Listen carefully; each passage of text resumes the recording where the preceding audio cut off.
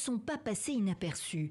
14 Iraniens, dont le maire conservateur de Téhéran et 2 édiles russes, ici en photo, au Congrès international des maires à Bruxelles la semaine dernière.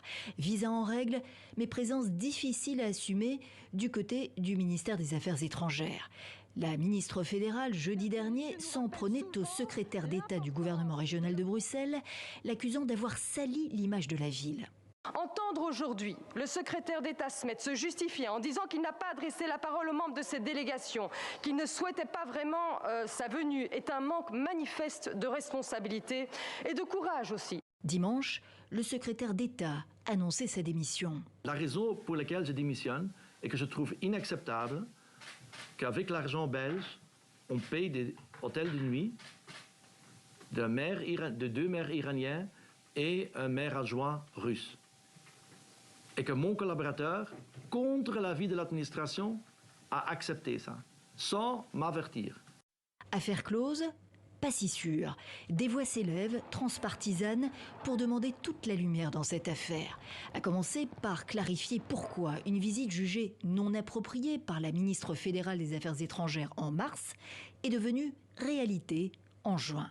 La seule chose que moi j'ai demandé à Madame Labib, qui a accepté, et c'est confirmé par un mail d'un fonctionnaire, c'est de ne pas refuser systématiquement des mails à des demandes de visa, mais de les traiter cas par cas sur leur mérite.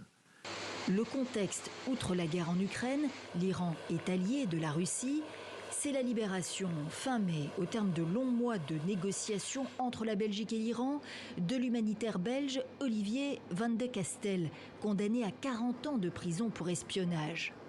3 autres Européens détenus dans les geôles iraniennes suivaient début juin.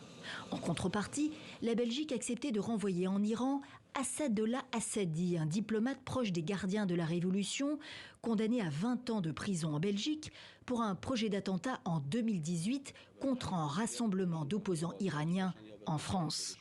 Cette opération a-t-elle influé sur la décision finale des autorités belges concernant la délégation iranienne? En somme, les 2 affaires sont-elles liées? Les députés belges attendent des explications.